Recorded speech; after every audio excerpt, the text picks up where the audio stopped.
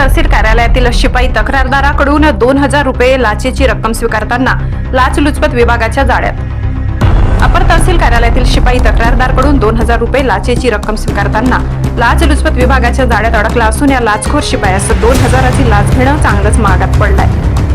तक्रारदार यांचा गौण खनिज वाहतुकीचा व्यवसाय असून तक्रारदार हे ट्रॅक्टरने धुळे शहरात वडेल रोडवरील वलवाडी परिसरात 2 वर्षापूर्वी वाळू वाहतूक करीत असताना वलवाडी येथील तलाठी अधिकाऱ्याने सदर ट्रॅक्टरवर कारवाई करीत दंड ठोठावत सदर ट्रॅक्टर जमा केले होते। त्याच ट्रॅक्टरची दंडाची रक्कम भरून देखील सदर ट्रॅक्टर ताब्यात देण्यासाठी लाचखोर शिपायाने तडजोडी अंती 2000 रुपये स्वीकारताच लाचलुचपत प्रतिबंधक विभागाच्या पथकाने लाचखोर शिपायाला रंगेहात अटक केली आहे। त्याविरोधात धुळे शहर पोलीस स्टेशन येथे भ्रष्टाचार प्रतिबंध अधिनियम सन 1988 चे कलम 7 व 7 अन्वये गुन्हा दाखल करण्यात आला आहे।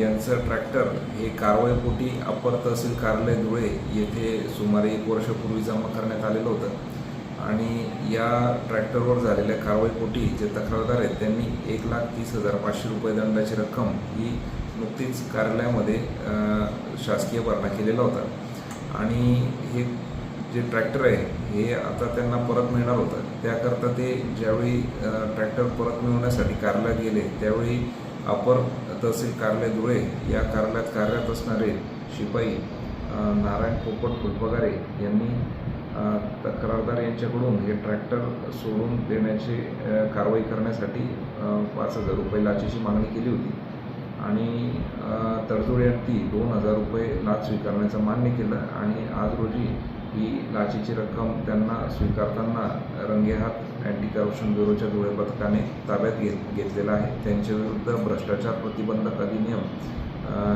नुसार गुन्हा दाखल करण्याचं काम हे धुळे शहर पोलीस स्टेशन येथे सुरू आहे।